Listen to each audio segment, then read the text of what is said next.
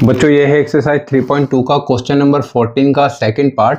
और क्वेश्चन है so that, तो क्या शो करना है कि इन दोनों का जो मल्टीप्लाई है वो नहीं इक्वल आएगा इन दोनों मैट्रिक्स के मल्टीप्लाई के। ठीक है, तो कैसे सॉल्व करेंगे आइए देखते हैं। सबसे पहले इन दोनों मैट्रिक्स को लिखता हूँ बच्चों, तो 1 2 3 0 1 0 1 1 0। ठीक है, तो ये मैट्रिक्स को हमें क्या करना है, मल्टीप्लाई करना है किससे, तो -1 1 0 0 -1 1 और ये आपका 2 3 4। ठीक है, अब हमें इसको मल्टीप्लाई करना है, तो मल्टीप्लाई कैसे करते हैं बच्चों, तो आपको इसका फर्स्ट रो लेना है और इसका फर्स्ट कॉलम और कॉरेस्पॉन्डिंग मल्टीप्लाई करना है। ठीक है, तो करते हैं मल्टीप्लाई बच्चों। तो क्या करें, 1 का मल्टीप्लाई -1 से तो -1, 2 का मल्टीप्लाई 0 से करें तो ये आपका क्या आएगा 0, फिर 3 का मल्टीप्लाई 2 से करें बच्चों तो ये आपका 6। राइट, अब आपको क्या करना है, फर्स्ट रो और सेकंड कॉलम का कॉरेस्पॉन्डिंग मल्टीप्लाई करना है।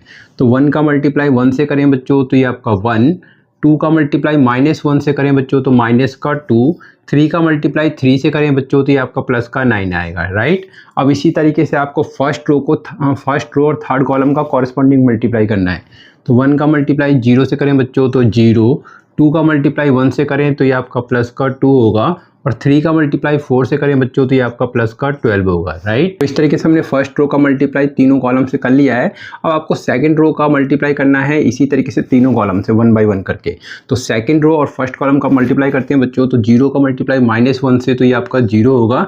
ठीक है, माइनस लगाने की जरूरत नहीं है। 1 का मल्टीप्लाई 0 से करें बच्चों तो ये आपका क्या आएगा 0, और वो 0 का मल्टीप्लाई 2 से करें तो ये आपका 0। ठीक है, तो इस तरीके से तीनों ही 0 आ रहा है। फिर आपको सेकंड रो का मल्टीप्लाई सेकंड कॉलम से करना है। तो 0 मल्टीप्लाई 1 तो ये आपका 0, फिर 1 मल्टीप्लाई -1 तो ये आपका -1, फिर 0 का मल्टीप्लाई 3 से करें बच्चों तो ये आपका 0। ठीक है, अब आपको क्या करना है, सेकंड रो का मल्टीप्लाई थर्ड कॉलम से करना है। तो करते हैं बच्चों। तो 0 का मल्टीप्लाई 0 से तो 0, 1 का मल्टीप्लाई 1 से करें बच्चों तो ये आपका +1, और 0 का मल्टीप्लाई 4 से करें तो ये आपका 0।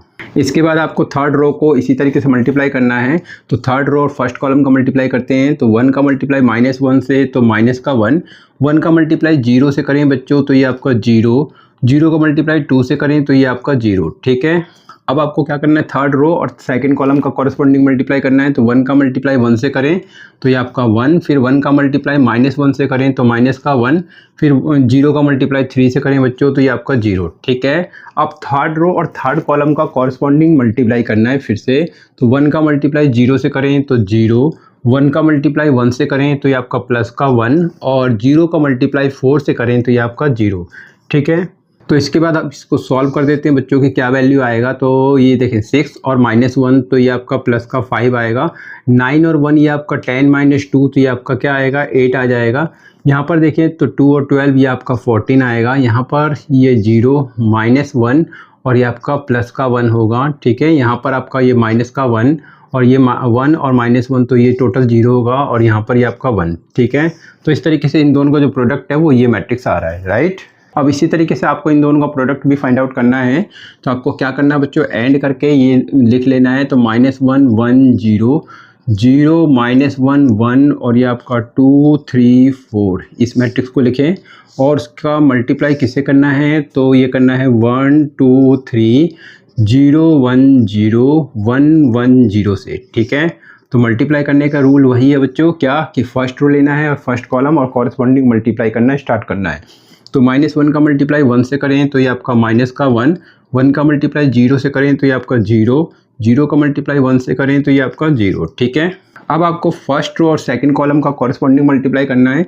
तो -1 का मल्टीप्लाई 2 से करें बच्चों तो ये आपका -2, 1 का मल्टीप्लाई 1 से करें तो ये आपका +1, फिर 0 का मल्टीप्लाई 1 से करें तो ये आपका 0। ठीक है, फर्स्ट रो अब थर्ड कॉलम का कॉरेस्पॉन्डिंग मल्टीप्लाई करेंगे। तो -1 का मल्टीप्लाई 3 से करें तो -3, फिर 1 का मल्टीप्लाई 0 से करें बच्चों तो ये आपका 0 हो जाएगा, और फिर 0 का मल्टीप्लाई 0 से करें तो ये आपका 0। ठीक है, इसके बाद आपको सेकंड रो का मल्टीप्लाई स्टार्ट करना है, किससे, फर्स्ट कॉलम से, सेकंड कॉलम से, फिर थर्ड कॉलम से। तो सेकंड रो और फर्स्ट कॉलम का मल्टीप्लाई करते हैं बच्चों। तो क्या होगा जरा देखें। तो 0 मल्टीप्लाई 1 तो ये आपका 0, -1 का मल्टीप्लाई 0 से करें बच्चों तो यहाँ पर मैंने -0 लिख दिया। ठीक है, 1 मल्टीप्लाई 0 तो 0 होगा, और ये साथ में माइनस का साइन लगा दिया। फिर इसके बाद क्या करें, 1 का मल्टीप्लाई 1 से करें बच्चों तो ये आपका क्या आएगा 1 होगा। राइट, इसके बाद सेकंड रो और सेकंड कॉलम का कॉरेस्पॉन्डिंग मल्टीप्लाई करेंगे बच्चों। तो 0 मल्टीप्लाई 2 करें तो ये आपका 0, -1 का मल्टीप्लाई 1 से करें तो ये आपका माइनस का 1, फिर 1 का मल्टीप्लाई 1 से करें बच्चों तो ये आपका प्लस का 1, ठीक है। फिर सेकंड रो और थर्ड कॉलम का कॉरेस्पॉन्डिंग मल्टीप्लाई स्टार्ट करेंगे तो 0 मल्टीप्लाई 3 करें तो ये आपका 0, -1 का मल्टीप्लाई किससे करें, 0 से करें बच्चों तो ये भी यहाँ पर 0 हो जाएगा माइनस में, और 1 का मल्टीप्लाई 0 से करें तो ये आपका प्लस का 0, ठीक है। अब आपको थर्ड रो का लेके चलना है और कॉरेस्पॉन्डिंग मल्टीप्लाई करना है फर्स्ट कॉलम से, फिर सेकंड कॉलम से, फिर थर्ड कॉलम से। तो पहले क्या करें, तो थर्ड रो का मल्टीप्लाई फर्स्ट कॉलम से करते हैं तो 2 का मल्टीप्लाई 1 से करेंगे बच्चों तो ये आपका 2, 3 का मल्टीप्लाई 0 से करें तो ये आपका 0, और 4 का मल्टीप्लाई 1 से करें तो ये आपका 4, ठीक है।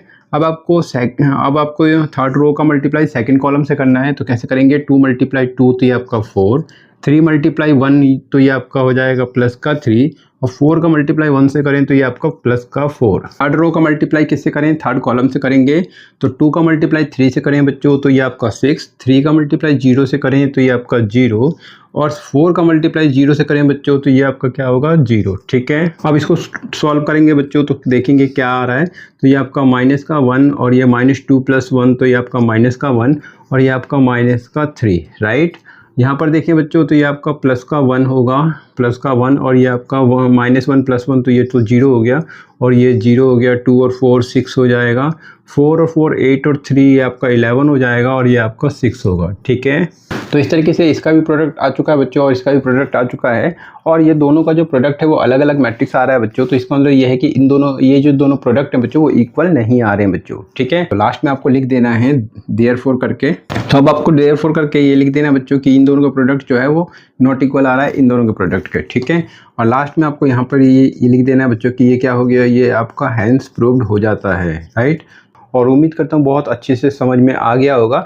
अगर अच्छे से समझ में आ गया तो वीडियो को लाइक करना मत भूलना। चैनल पहली बार आते हैं तो प्लीज़ चैनल को सब्सक्राइब जरूर कर लेना बच्चों, क्योंकि इसी तरीके से एनसीईआरटी के क्वेश्चन के सॉल्यूशंस मैं आपके लिए सॉल्व कराता रहता हूँ, ताकि आपको एनसीईआरटी में या किसी भी क्वेश्चन कोई भी प्रॉब्लम ना आए बच्चों। तो प्लीज़ चैनल को सब्सक्राइब करना ना भूलें बच्चों, और मन लगा कर पढ़ते रहें बच्चों। तो मिलते हैं नेक्स्ट वीडियो में बच्चों एक और नए क्वेश्चन के साथ। आपने वीडियो को वॉच किया इसके लिए आप सभी का बहुत बहुत धन्यवाद बच्चों।